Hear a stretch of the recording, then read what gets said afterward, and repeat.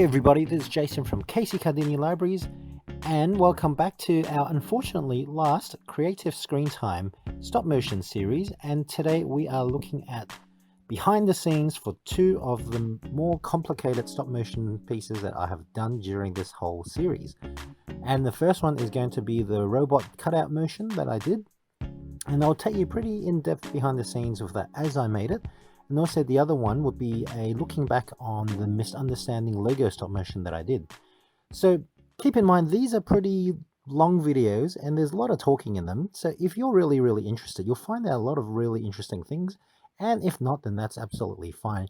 But regardless, I hope you found something very interesting in all of these videos. And with that, we'll go straight on to the cutout motion behind the scenes. So throughout this behind the scenes look for the robot cutout motion, I'll be showing pretty much the concept, the storyboard, and then how I did the roughs, and then how I made the robot, and then the buildings, and then how I filmed it. So get ready and we will go take a look. So initially, the first thing I wanted to do for a cutout motion was to actually have it like a platforming video game where the main character is running along the rooftops of a building, jumping over hurdles and shooting things, while a boss-like rival was flying in front of them, constantly throwing obstacles in their way with powers. But the more I did the work for that, and the more I thought about the execution and how to do it, the more complicated that really became. So I turned it down and I thought, well, what else can I do with cutout motion where I'm trying to have joints and parts moving around? That would be really fun. So I thought about a rampaging robot that was rampaging through a city. And this kind of had the buildings involved as well, which is kind of the basic idea of where it came from. So with that, I started coming up with a storyboard for how would I go about doing this. So this is what I pretty much came up with. So the first thing you might notice that's a bit different about this particular storyboard is it doesn't really look like a storyboard. And that's because for this particular case, the robot was walking from right to left. And that's why I thought it makes sense just to, show him actually in real time, so to speak, on the page, walking through the city from right to left. Now, the reason why I have him walking from right to left is because originally I thought if I had time, I could do the original platforming story that I had and use this robot as well as another opponent that the ninja type character had to come across eventually. And then so they'd be facing each other. So what I eventually came up with for the storyboard is the robot is walking along, building falls down as it walks past, planes fly past, and then number 2, robot swats the planes as they come back around, and then you can see the arms moving. Then eventually comes across another building, and then it picks up the building and it throws it behind, and then it just keeps walking. And then at the bottom here, you'll see in it saying foreground buildings placed randomly. And these buildings, I had the idea, like in a video game, a very old school video game, where it will scroll sideways in front of the robot as it was walking along. So that was the storyboard done. And now that I have a pretty good idea of the pieces I need, then you can watch these videos to see how I went about making them.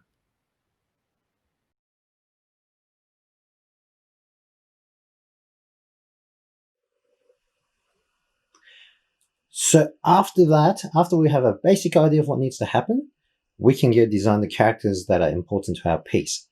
So by looking at my earlier plan, I have determined that the robot will be walking, so it needs to be able to swivel its arms, and its legs need to be able to walk, and because of that, the knees also need to bend. Whacking planes again, so they'll also need to happen. And it's going to be able to pick up a building, so its elbows need to bend as well. So I will need to make that into a separate piece as well. And we'll keep walking. And I will have these buildings in the foreground, so I will need to make those. And these random ones toppling over in the background, I can make some of those too. But then, here's my robot, all sketched up and ready to go. I've given it a basic design first, and this is just for me to work out what pieces I will need exactly and how those separate out together. So you can do this by laminating the piece afterwards and then using blue tack to stick the joints together and then make them move that way. Or if you make one large enough, you can buy split pins and do it that way. But I don't have any split pins, so I will laminate them and use blue tack and see how that goes. So after doing that layout, it doesn't have to be perfect, it just has to be really rough. This is just to show exactly what pieces you'll need to piece together. Then you can draw one at the full size of what you're going to do. I'm making it pretty large, so I'm going to make it an A4 piece. And that basically is the 1-to-1 scale size of what I'm going to use for my stop motion. I'm making it that large so it's easier to manipulate, and also it'll be much more fun to do. But that is not the actual piece that we'll be using to move and animate. This is, again, just a base for us to reference, and I'll show you why. So once we're happy with our 1-to-1 scale size as a representation of what to reference, what we're going to do is we're going to lay another piece of paper over it. Oh, by the way, do use a pen if you can, or something dark to do this. So we can use another piece of paper to lay over it, and then we are going to try and trace the parts individually. We'd have to imagine them, how they'd look like if they were separated and how they need to join together. But I'll show you how that works. If you're having trouble doing that, if you have a light box around, which most people won't, that'd be really, really useful. Otherwise, you can use a natural light box, which is just your window. Okay, so now that our basic 1-to-1 scale puppet is basically laid out to size, we are going to start tracing over it. So I'll show you what needs to happen and how we're going to do it exactly. So we're going to start tracing. Again, just get the shapes in correctly, but we don't need to make it that much more detailed after that.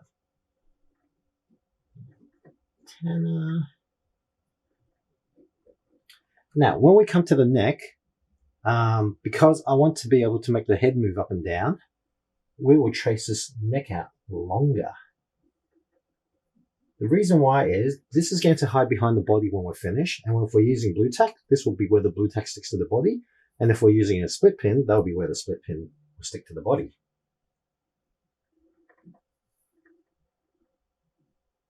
And then the neck will move up and down from that. And then after that, we'll just get in some more basic lines, just lightly. And we're going to move the paper aside.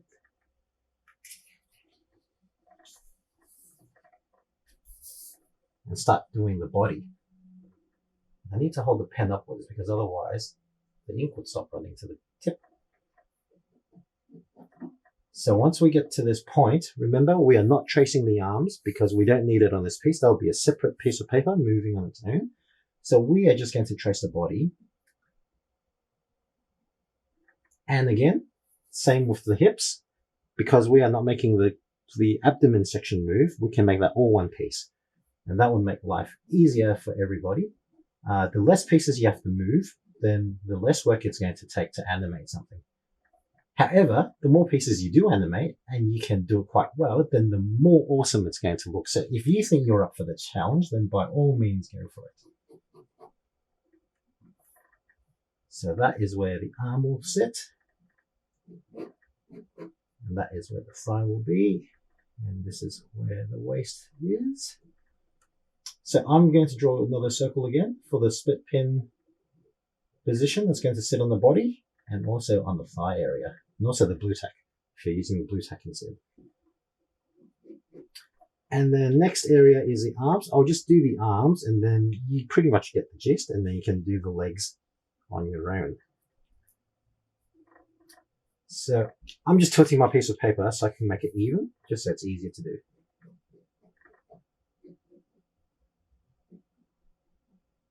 There's the arm. And again, so for this point, you just want to draw it a bit longer, just so we have a spot to stick to the forearm. And then this one, I will put over here. This joint will be on the outside. It's going to have these big chunky arms and a clawed hand. So again, in this case, the hand is joining the forearm because we don't need it to move. Because my storyboard does not show anything where the claws need to open and shut or for the hands to move. So that will all be done on one piece of paper, and that will make life easier. So that same thing goes again for the feet. The feet does not need to move separately to the shins, the lower legs, so that can stay in one piece as well. The only thing you need to do is probably do the knee pads separately, or you can just keep it to the top. And yeah, or keep it to the top of the legs and make that all one piece, and that'll make things easier actually. But otherwise, once you're finished with doing that, I'm going to go and make this look really, really good after that, and then we can get on with animating it.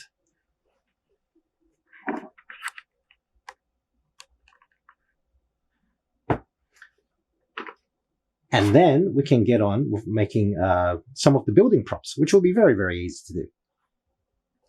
So this is pretty much my final in terms of the basic layout.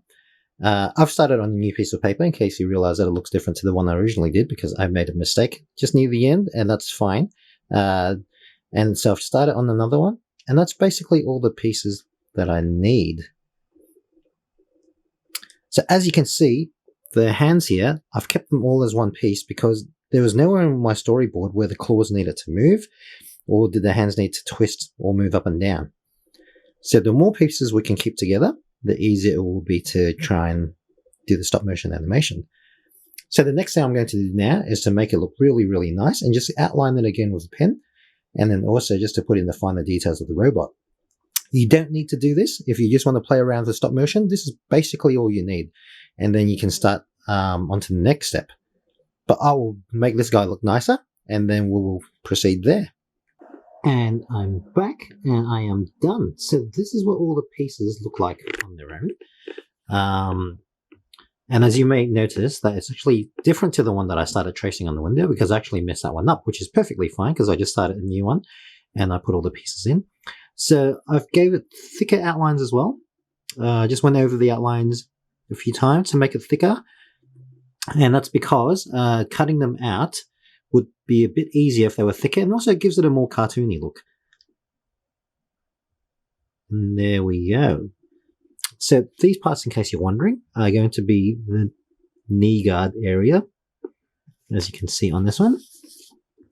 So just the knee pads. You don't really need to do this for this particular one if you were doing something similar, but I just thought that it'd be nice to have it articulate, but it'd actually be easier in this case to just keep it stuck to this lower leg section. Then it could all move in one piece. So once you've drawn all the lines in, and it's really good and you're happy with it, then you can proceed to the next bit. So you can either laminate it if you have a laminator at home, or you can stick it onto a stronger stock of card and just cut it around there to make it firmer. And then you can use either a split pin or blue tack to join the pieces together, and then just to make it animate slightly. It will be easier to use blue tack on a laminated piece. On the cardboard paper, it might be a little bit trickier, but you can still try that if you don't have any split pins. But otherwise, I'm going to go for the laminated option, and then I will show you what that looks like afterwards. So now that we have all the robot pieces laminated onto a page, we can get around to cutting. So all I'm going to do is cut around the thick outlines for every single piece, and then after that we'll come back and I'll show you what happens with the next step. So I have cut out my robot, and I have stuck the joints with blue tack, so you can have each of them move. They will kind of spring back a little bit, but that's alright. You can just move them and then press it down into place and they'll stay there. So all I've done is I've just got like a blob of blue tack, the center of each piece, and just place them on. The neck also had one, and again it's just over there, sticking it on. There we go. And after we have all these pieces in, we can try and start filming. So before we actually start filming our planned storyboard scenes, I'm just going to do a test run of the robot, and we also have a few more props to make according to our storyboard. So I'm just going to go into stop motion app on my phone, and then click on new movie to make a new one.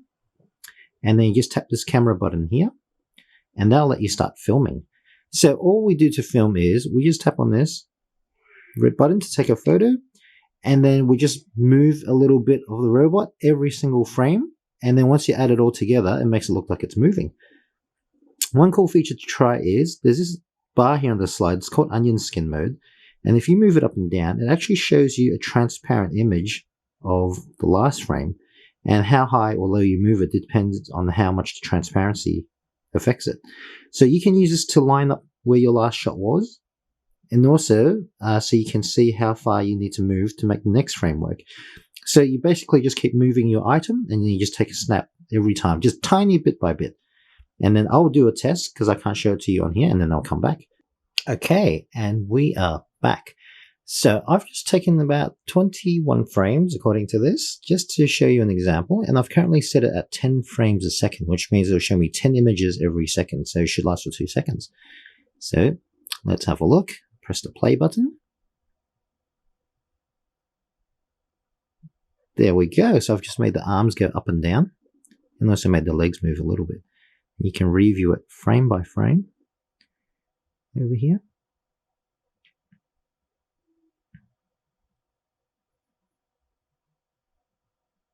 So now that we're doing that, and it works pretty well, we can go on with finishing the rest of the props, and then we can try and start filming.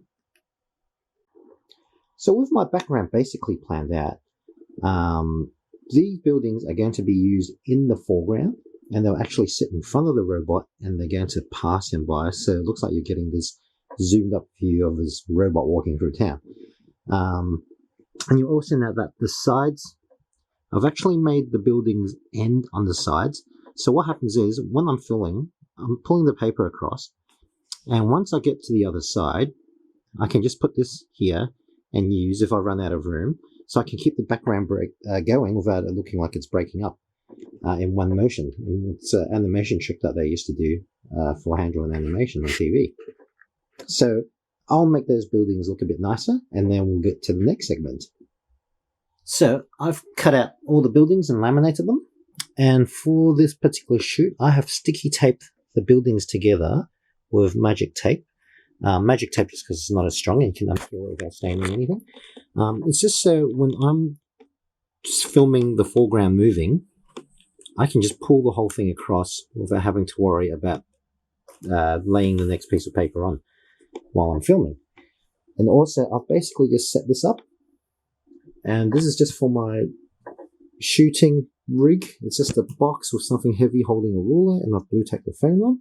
And that's all you really need. And also, before you set your rig up, I would suggest you turn the app on and make sure that it's in the filming mode and see how far away it's actually focusing onto your image. Because I actually tried using my phone's camera to set up a stand before, and the magnification levels was actually different to the app. So I had to redo my setup and find something that was a suitable height for the area I needed to cover with the camera. And also, I have put this in front of me rather than behind me because, I've put this in front of the artwork rather than behind it because I will need to keep manipulating things here, and it's very easy for me to constantly bump into the camera and the stand if I put it at the bottom. So that's why it's up here. That works much better as well.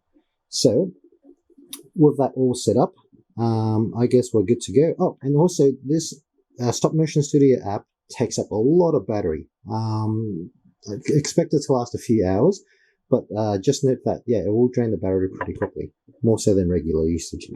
And with that, we're good to go. So I have this set up here, and I'm going to try and show you the first few frames of how this works. And we'll do that by going into the app and just pressing on New Movie, tapping on New Movie, and that should bring it up, and then going to Record. And then I've set this up basically to focus on the right areas after I've pressed Record. So now we're going to give the illusion that the buildings at the front are moving while the robot's going up and down. So on film, when it's filming, it looks like it's actually walking forwards when it actually isn't. So I'll show you how that works. First, what we're going to do is take your first shot, and then you hear it click. Turn on onion skin, which is just a slider here, and how high or low you want it, depending on how transparent you want the current shot to look compared to the last one. So I'll put it somewhere down here. And then you'll start to see like a ghosting effect once I start to move things around. And that is good because we want to see how far we're moving things and where things were the last frame. So as you can see, some of that ghosting image is there already.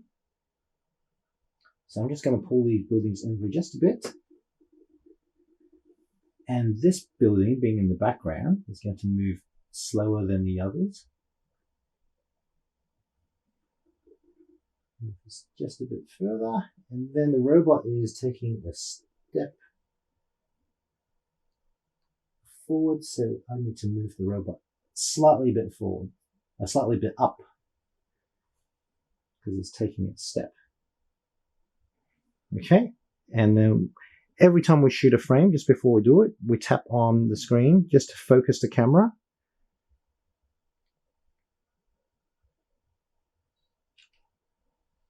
And then I'm going to move it just a bit more.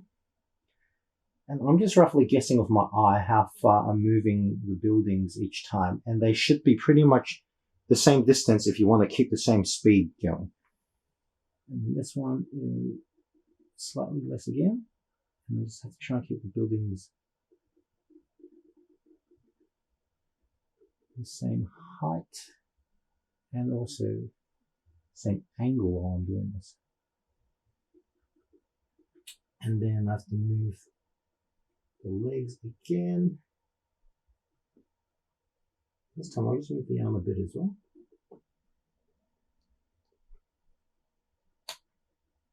And then I'm also shifting it up because it's still on its upward stride.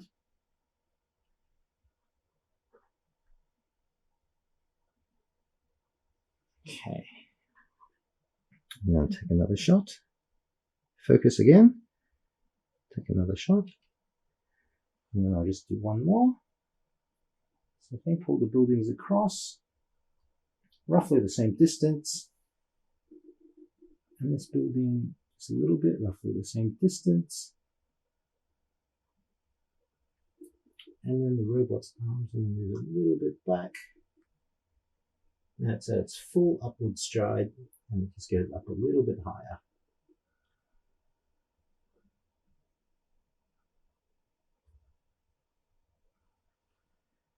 Focus again, and then take a shot.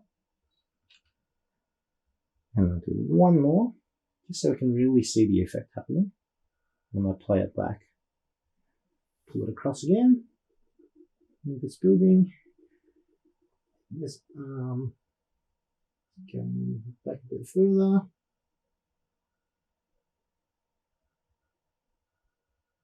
Now, because it's ended its upward stride, let's take him out. And this is where onion skin comes in great. And because the robot is ending its upward stride, it starts to go down again. See, the onion skin is going to show me exactly where it was before.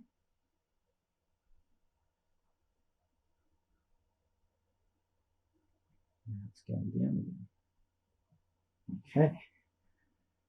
Focus again, and then take a shot. Now, if we press this back arrow here at the top, we can preview the frames that we've done.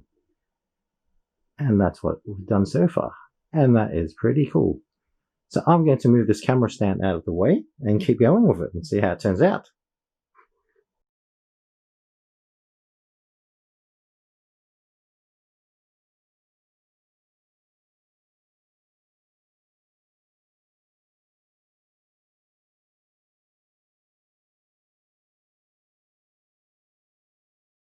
So how was that, everybody? That turned out actually really well. So now that we've finished filming and we can look at the after footage of what we've done, we can compare it to the storyboard and see how close we actually were. And there were some changes, and I'll tell you why I changed those things as well. So firstly, my original idea was the robot will walk through the city and the building will fall down in the background and planes would fly around and fly past and then come back around when the robot reached the middle. So there are a couple of things why that didn't happen. So what happened was I wanted the robot to interact with the building more than just walking past and having it fall down. So I made it raise its arms up and whack the building down. And I didn't want the planes flying in and attacking at the same time as that was happening, because that was too much information happening. So I made the robot attack the buildings first, and then the planes flew around and did a bypass. The other thing I also didn't do was I didn't make the planes fly around the robot and then come back, which would have looked really nice. I made them fly off the page instead. Not off the page, off the screen. And why I did that was because if I had the planes fly around the robot, I would have needed to draw two separate different bits of planes turning around and then putting the left facing one there. So that would have given me more work, and I was a bit out of time at the moment. So that was the main reason for that. The planes flew off the side of the page because it was faster to not have them fly around, which will look much nicer. Then secondly, if you look at my notes here for the foreground buildings, it says foreground buildings placed randomly. So my original idea was I was going to cut out a whole bunch of buildings and draw them, and then just move them all along one at a time. But the problem for that was that would have been a lot of work. Even though the buildings would have looked nicely random, that would have been way too much work to stick all the buildings together to try and remember which one was which and then just move them all one at a time. So instead, I opted to make a whole set of buildings on 3 separate pages, and I stuck them all down with tape, and then I just dragged the buildings across. So that would move every single building with one shot just by moving one thing. And that would have been much, much easier than having to try and organize all of those buildings moving. So moving along. So the next thing was the planes flew in after the building fell down, right about the same time. And rather than having both planes whacked, I only had one of them whacked the first time, and then the plane flew off. And then I got what happened? And then I got and then by the time I introduced the second building, it was a bit too late already. I should have done it earlier, just as this building was falling down, but I started doing it once the planes flew past. And the problem with that was, because I was short on time, I thought, well, I don't really have the time to animate the robot walking all the way across to pick up that building, so I decided I'd make the robot jump across. And because I did that, I was also able to do a really cool panning motion where you can see how fast it jumped across. The buildings went across a lot faster, plus the camera followed the robot as well, and that gave it a greater sense of movement. And then it picked up the building, which was exactly the same, and threw it behind. What happened was the robot wasn't originally meant to tilt backwards and take a step, but because I had positioned it a bit funny when it picked it up, it looked like it was leaning back too far. So to make it look natural, I had to show that the robot overbalanced a bit and took a couple of steps back before it straightened itself. And then because the robot by that time was also so far from the left-hand side, which is where I wanted to disappear off the stage, I just made it do another jump and jumped right off the page, so I didn't have to animate all those legs walking out the robot off the stage. So that was pretty much the process and why it changed. So things can change from storyboard to when you're actually filming, and that's fine. Unless if it changes the story dramatically and it changes the outcome that you wanted, then maybe try to not stray too off. But sometimes you'll find some really, really interesting things that happens when you're making it, and then you just have to change it, and sometimes it works out for the better. So, but the basic storyboard was there and it was filmed. Robot walking past, building gets destroyed, planes fly past, robot whacks one or two of the planes, picks up another building and leaves on that side of the stage. And that was pretty much all caught, but it just kind of happened differently. And there you have it. So that's the process for doing that one. And yeah, comparing it to storyboard, it's just interesting to see how it turns out. And that's all for me. Hopefully you enjoyed that, and be great to see what all of you come up with in the future. Thanks very much.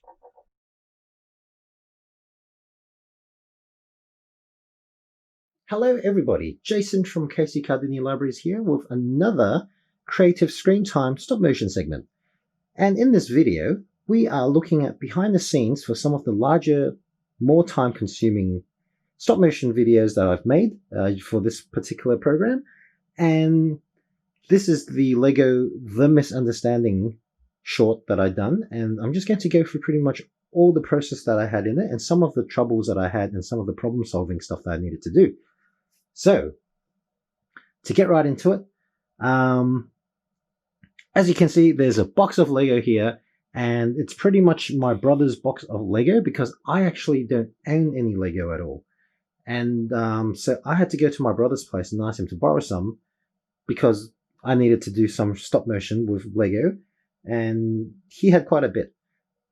The only Lego pretty much that I own is just these two fellas here, and even then, this one's not a real one. He came from a keychain, so he's got kind of limited joints on him. But regardless, he still works. So, after I got this box, my brother said, well, this is pretty much just the stuff that I have in the box. You can borrow whatever you want from there. And so I just took the whole thing. And looking around, there were a lot of police cars, boats, and criminals, sports cars, and a random truck. So in the end, I ended up pretty much using everything except for the truck. And the boat was actually used as a bit of a comedy piece. So I thought, well, I have police and I have robbers and I have lots of police again. I thought a bank type theme would be the typical way to go. And also I wanted to do something with Joker. So having criminals and him as the leader, that would be pretty fun, I think, especially if it was something funny. So after I had all of these pieces and thought about what I could or couldn't use, then I started going to my storyboard. So we'll take a look at that. I shall grab that.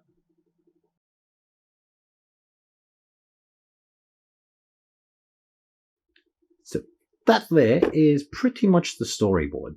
And I went through this after I had a basic, really quick idea in my head of what I wanted.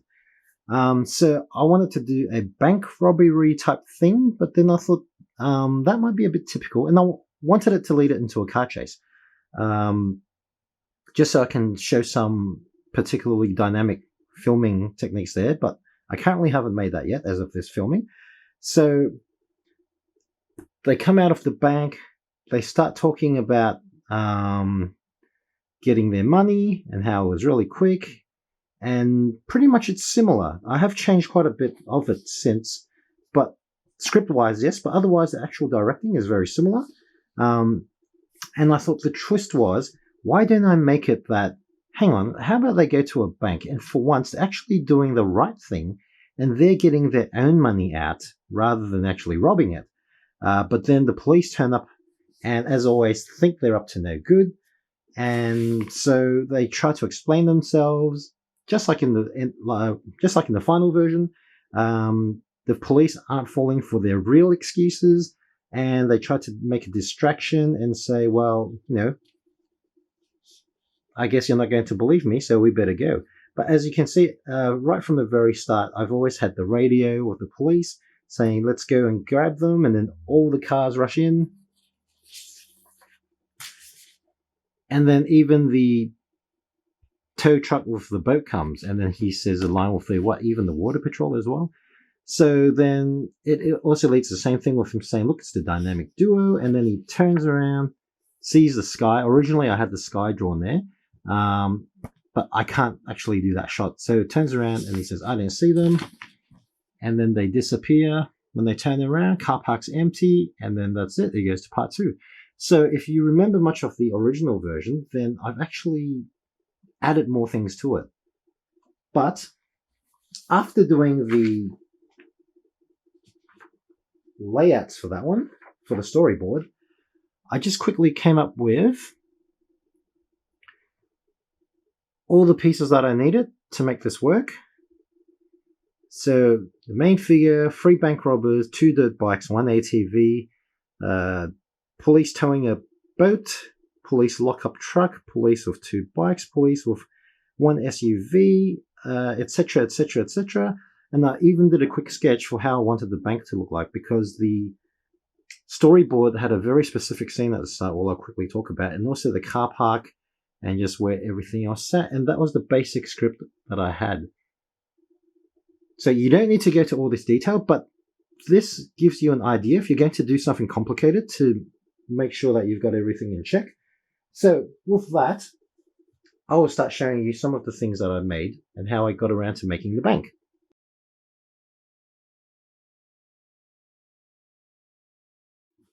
So the first thing that I did, I had to decide on how I was going to make a bank because I didn't really have enough blocks to make one. And so I just grabbed the box that I had and then I stuck an A4 piece of paper and I just drew on it. Then after that, I actually cut these out. And that one too. However, that one's blue tacked on, and I'll tell you why in just a little bit. And so once I'd done that, I said, well, I'm going to need a roof for this. So, and also my original artwork showed the bank having pillars because as part of the storyboard, right at the very start, with a dynamic angle, I wanted them to walk past, open the doors, the folding doors, and they walk past a pillar. See this line saying the pillar's going to pass, and then that's when they start saying their line. But it was seemed quite apparent that that wasn't going to work. So I had a roof as well. And I also had pillars, which is all made out of my son's Duplo. And originally that set out to here. And pretty much, I'll move the camera around. The figures were meant to walk past. And the camera was meant to pan here and pan across as they were walking out this door. But two things became very apparent the moment I started setting this up. So the only light source that I had while I was filming this was a really tall lamp. And the problem is, as you can see, it casts a really big shadow. And so the problem with that is it really made it very obvious when I was trying to film it that there's this big shadow covering half the building. So I had to move this back.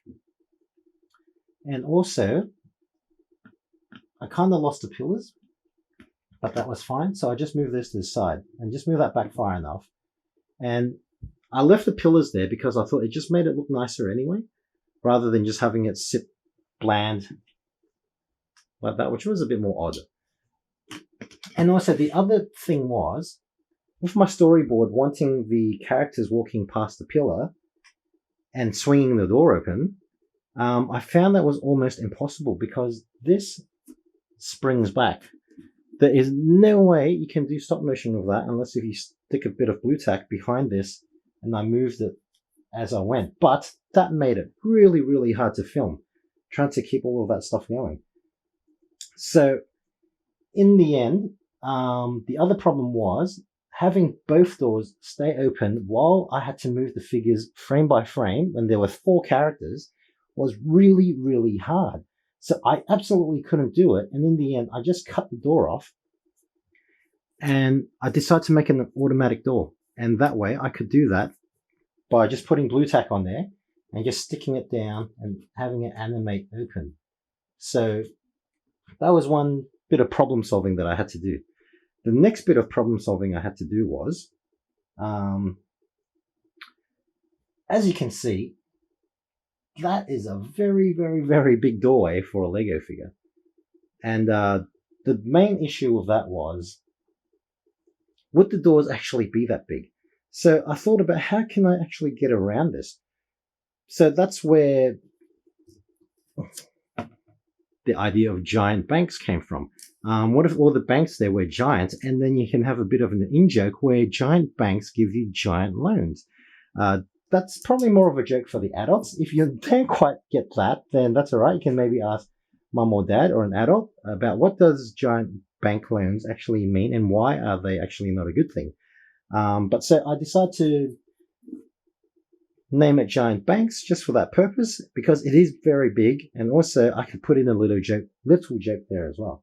So the next thing that I had as well was, just for the background, I had just these blocks just to use them as shrubs to put on the side of the building.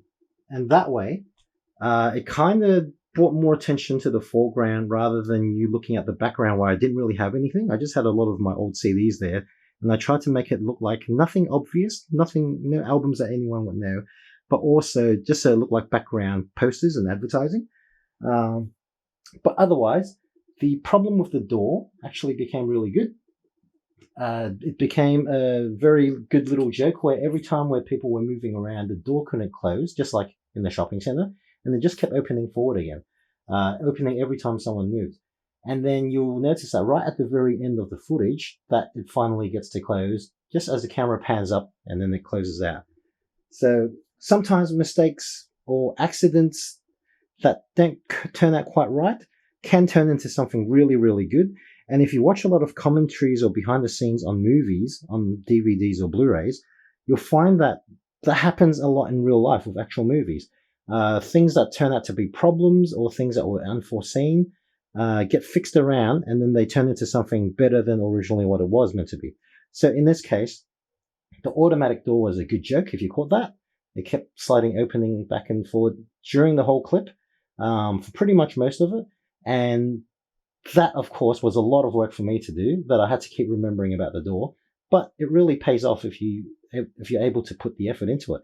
And also, with this box being too big for the figures, the giant bank thing became also a good joke. So that's pretty much it for that part. But in that regards, though, you can actually make a prop buildings out of anything. Even if it was just a stack of books stacked together, you can still use a piece of paper and lay that in front and sticky tape it. As long as the books are all about the same size and it's strong enough to hold up the piece of paper, then you can do that if you don't need opening doors. Otherwise, just general boxes lying around. If you don't care that they have images or things on them, then that's okay. You can also just, get some pieces of paper, even colored papers if you want, and draw on the side of it and stick it on. And then you'll have lots of buildings for your street scenery.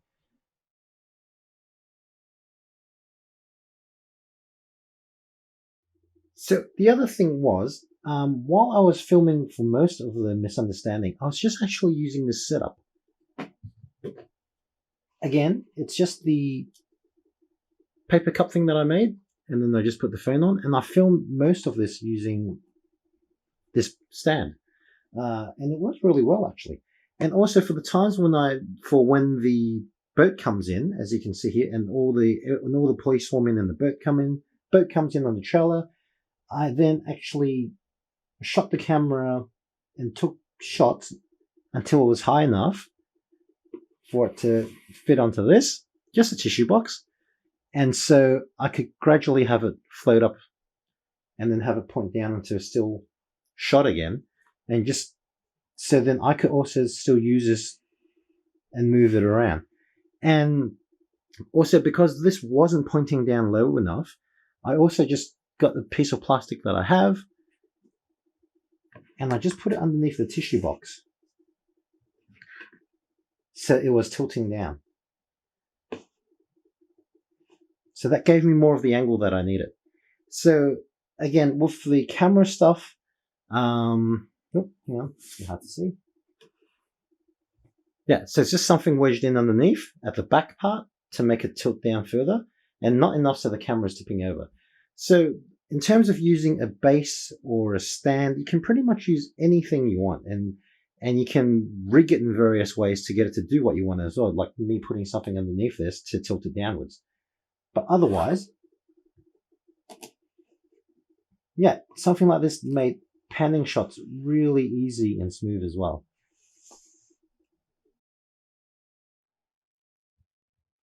So continuing our behind the scenes look at the misunderstanding, so in this first scene is pretty much originally how I was about to prepare the static shot. And this was just for me to see if the space that I had was fine and if it could fit in everything that I needed to do, and just basically what the camera would be picking up while I have it on the base that I was using to film. So in the next scene, you can see that as it slowly goes out, there becomes like a bit of a jump to the camera. And that's because I originally started filming it on the lower base, and as I pulled out, I needed to try and guess what the higher base on top of the tissue box as shown here was roughly going to sit. But I kind of guessed it wrong, so there's a bit of a judder when it pulls back and suddenly shifts a bit higher, and then it continues going backwards. You'll see that a bit more obviously when you're rewatching the short. So what I started doing was I filmed the original one with a static camera, because originally this clip was going to be my example for a static camera and dynamic camera. But what happened was, for the dynamic camera session, this one became really complicated and I didn't want it to be bogged down in too much technical stuff. So I made that other short instead for the dynamic and static camera. But with this, I can tell you exactly what I did behind the scenes. So if you look at the storyboard that I had, my storyboard's always done with dynamic camera angles. And then there are bits where you can see arrows that's showing where things are moving past the screen, where camera is zooming in or out. So you can see that originally it was intended to be done in a dynamic manner. So if you look at the next one, so what I did was the next day, after I finished shooting the static camera shots, the next day I set up everything again, and then I only got in the key pieces that I needed. So if you look at that compared to the static setup compared to the dynamic, then you can see, yeah, I don't need anything else behind what those characters are saying because there's just no need for them to be there. So that's pretty much the difference between the first shoot that I did and also the dynamic reshoot. I just had to put everything back roughly to where it was. And as you can see, the CDs aren't at the back anymore behind the building. So one of the earlier scenes that I wanted to change with the dynamic cut was with the bank loan sign. The moment I did this giant bank thing and I started drawing the ads on the windows, I thought, okay, for the dynamic cut, I think I'll actually try and get a bit where it zooms up to the window and Joker says, see, one of those. And that's because I wanted that to also portray his innocence more, that he is actually telling the truth. And also, I thought it'd just be funny because, again, you see the actual ad up there for everyone to see, telling everyone to get giant bank loans. So anyway. So then the next thing that I did was I had to shoot the scene where Joker's turning around to look at his fellow buddies to see how they're dressed. And exactly the same thing as with the other video, I wanted it from his point of view so he could look around and see what the other people were doing and how they were dressed exactly. But in order to actually film this, I had to move the pieces out quite far away, separated from each other, so I could actually put the phone down and take a photo. And every time when I actually moved the phone around, then the back end of the phone would technically be hitting the figures, so I had to pull them aside and out of the way. And then that's pretty much how I did the shot. And then also to get him to pan back, rather than taking that all again, I just reversed the frames by copy and pasting them. So yeah, you can see that's pretty much how I did that. And if you look at the actual footage, you don't really think, oh, actually, he did move those figures far away, really far away to get the shot in. You don't notice it until someone points it out. So it's actually worked out pretty well. Then in the next bit, we have the bank teller lady who, if you actually get to have a close-up look, is actually a police officer. But originally she was actually meant to be the main police officer, but I can't actually do a female voice. And if I did try to, I'd sound very, very silly. She was meant to be the main character originally for the police side, but instead I just got her into a cameo with this. So as you can see, in the static cut, she just quickly pops out, says her line, and then pops back in, and it's just part of the crowd. Whereas with the dynamic cut, you can see that it focuses on her, the empty doorway, and then she pops in and then she goes back out, because that's just trying to draw your attention to the fact that that's happening. And then the next bit is with the police officer calling for backup. I had always wanted to do this facing him, and I never got to. So you can see the difference with the dynamic cut and the regular cut. And with the dynamic cut, because I realized there was going to be quite a few scenes where I needed to show the police officer's face, so I needed to make a background that was standing behind him. And I did all this during the reshoot of the dynamic cut. And all I did was use the same building, the bank again, the giant bank, but this time I just put a yellow floor piece in front of it, and I faced the police officer to face the camera. I just spun him around. So it actually works pretty well. It looks like he is facing backwards. Yeah, so you can see with the two images, the original version and just the dynamic cut of how the camera is now facing the police officer. So you actually get to see him talking into his radio, and you can see how he's just really casual about everything because he's holding his coffee mug. So then the boat comes in, and so yeah, this is the bit where you see Boba Fett standing on top of the boat. And originally, I actually forgot to film this. I forgot to give enough frames for Joker and Boba Fett to have a back and forth, and this time I got to do it. But if you can see the last couple of frames, it just looks like it's repeating, and that's because I underestimated how many frames it would take to say the line that I wanted him to say. So I just had to copy and paste a few repeating frames afterwards. So it looks a bit, yeah, you'll see it when you rewatch the replay. So the other bit is the original camera placement. You can see is just everyone all there for the static one, and then the dynamic reshoot again just faces in front of Boba Fett, so he can get his line in. And also, again, I'm using the same bank in the background, and I've just turned the boat around and had Boba Fett face this direction instead, towards the camera. So the next bit was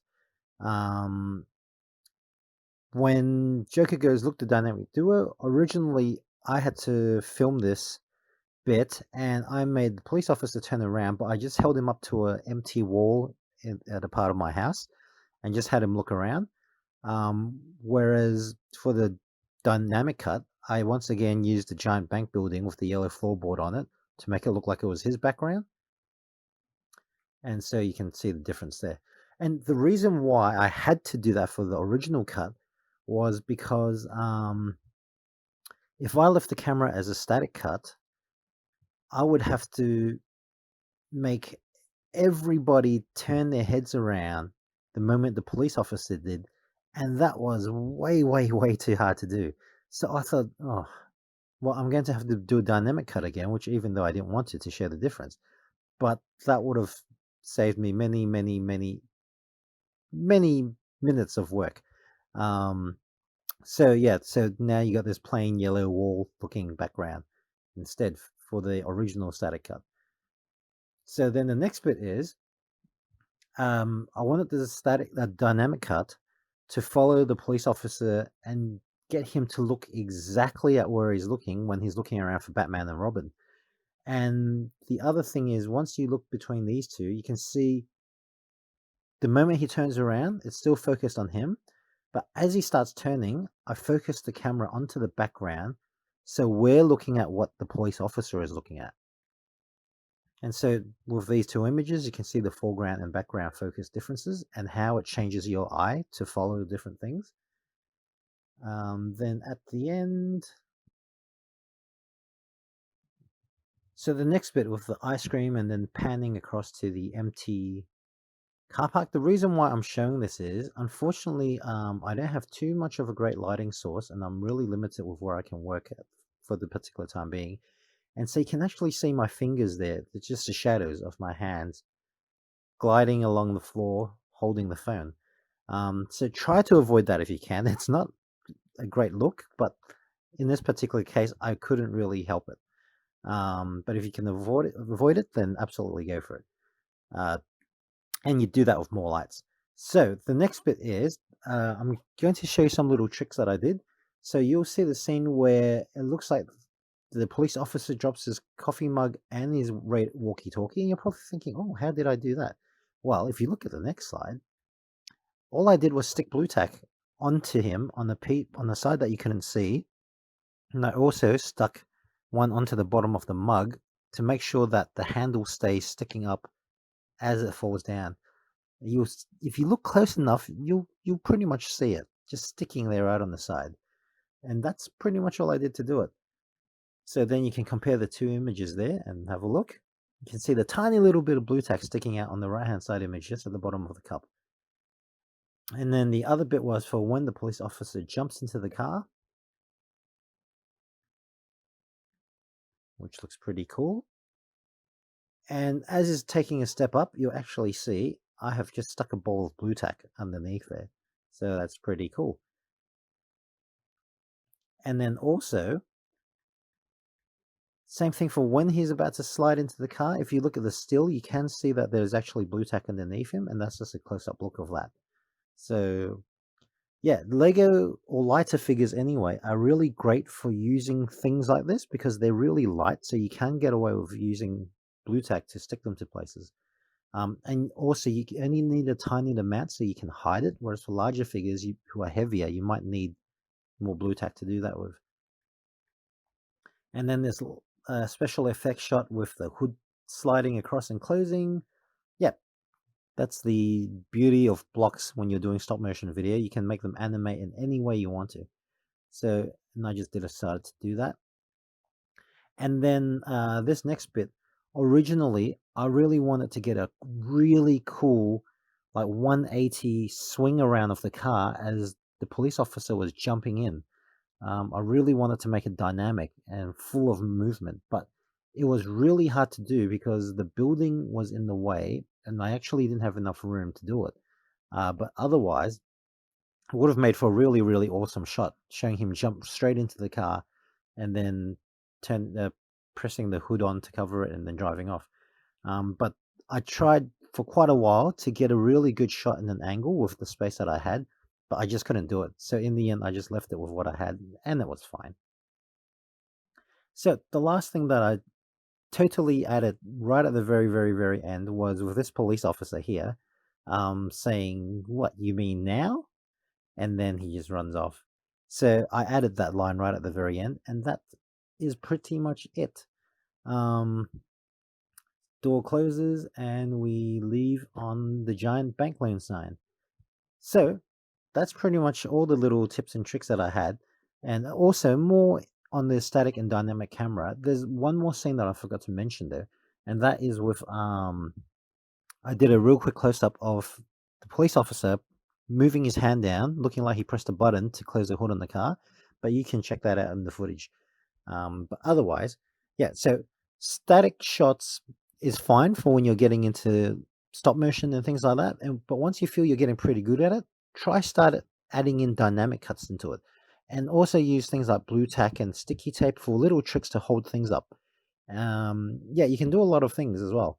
And even if you want to try and make things look like they're flying sometimes, you can tilt things onto the side and just make things fly across the floor. And as long as you can get a convincing effect to make it look like people are standing sideways, then yeah, you can make it look like people are flying.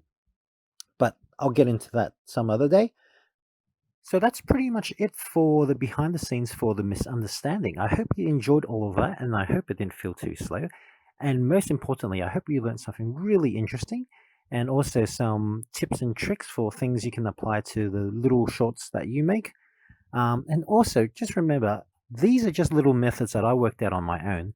So there could be plenty other things that you may think of that I don't. So absolutely go and experiment. Watch other videos on YouTube and see how other people do it as well. And you'd probably be able to find some really cool things and cool effects and techniques to use. So with that, coming up next right after this is the static cut of the misunderstanding and also the dynamic one right afterwards. So now that you've seen how I've done everything, this will give you a really good idea while you're watching it about the processes that I went through and just how it turns out in the end. So the static cut has no sounds, it's just the footage, but the dynamic cut is the full voice acting and also the full sound effects in there. So I hope you enjoyed. It took me quite a while to make them, but yeah, have fun and I'll catch you next time.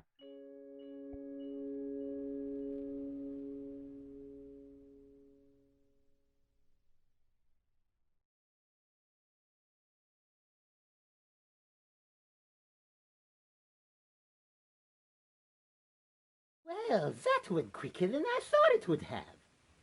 So, what are you boys going to do with your cut?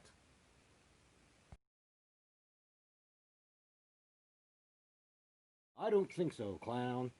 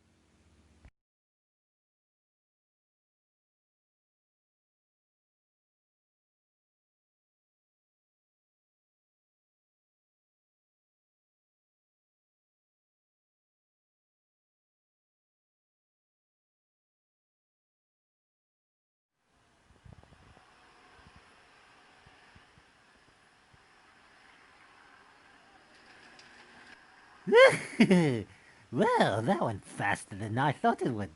So, boys, what are you gonna do with your share? What's going on?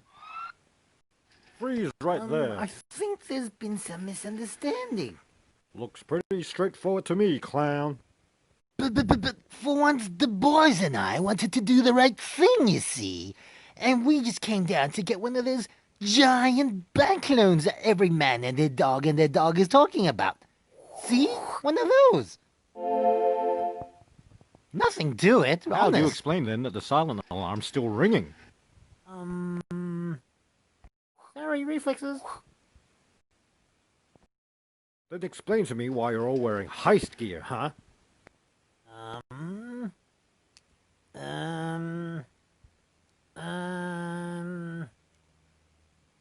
Well, you see... Well, believe it or not, these are the only clothes that they have. How ridiculous, huh? But these loans are to get them new gear, you see. If that's so, then how do you explain that you all turned up here in getaway vehicles? A dirt bike, an ATV, and a sports car. Those are the only types of vehicles I'd own. What would I drive? Well, I think you've just run out of excuses, clown, and frankly, I've had enough. Alright, teams, go, go, go. The fly is in the ointment. I repeat, the fly is in the ointment. Teams A, B, C, move in. Seriously? The Water Patrol? And what's he doing here? Bounty's a bounty regardless of the galaxy. Well, in that case... Look! It's a dynamic duo! Right over there! Well, Batman and Robin, thanks for dropping by, but this is my... I don't see where they are.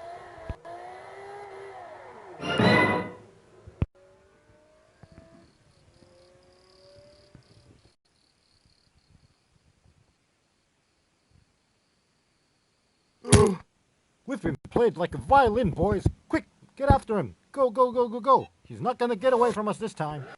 Like right now? Oh, I guess so.